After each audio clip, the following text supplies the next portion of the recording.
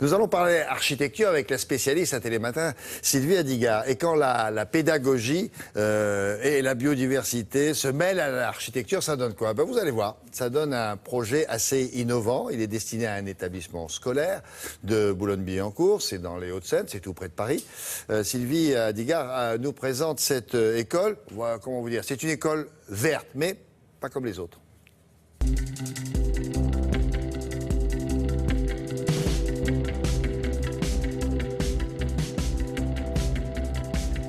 Il s'agit d'un groupe scolaire qui a la particularité d'accueillir la biodiversité.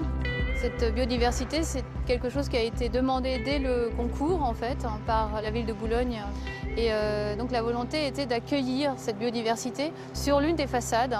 Et la manière avec laquelle on s'est emparé du sujet, c'est qu'on a proposé de l'installer sur toute l'enveloppe du bâtiment.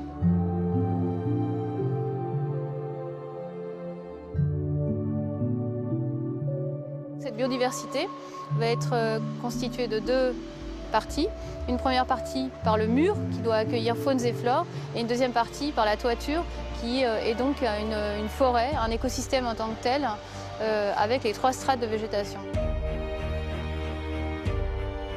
On a travaillé sous forme d'un paysage extrudé de la terre et c'est pour ça qu'il a ces formes assez enveloppantes, des formes assez courtes. La topographie n'est jamais en rupture, on a des pans qui montent progressivement sur la cour de récréation et ensuite sur la toiture végétalisée. Et du coup, on travaille plutôt sous forme d'une topographie douce en fait.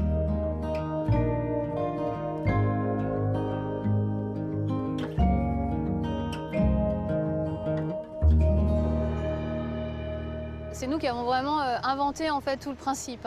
On est parti sur l'idée de fabriquer des blocs qui sont des blocs de béton préfabriqués. On les a tous dessinés un par un, il y en a 1350 et ils accueilleront du coup faunes et flore. Donc certains blocs, certaines familles de blocs comprennent des trous d'envol, des nichoirs. Il y en a d'autres qui comprennent des hôtels à insectes. Il y en a d'autres qui supportent des petites vasques dans lesquelles il y a de la terre, d'autres vasques dans lesquelles l'eau peut stagner. Et puis aussi, on a réfléchi au chemin de l'eau, c'est-à-dire comment est-ce que l'eau va inonder cette façade et où est-ce qu'on veut qu'elle inonde et où est-ce qu'on veut qu'elle n'inonde pas. Donc sur chacun des blocs, il y a des cannelures en partie supérieure et latérale et la disposition de ces blocs en quinconce permet à l'eau de passer à chaque fois sur la partie latérale des blocs qui, elle, est sablée et donc poreuse et donc propice aux micro-organismes.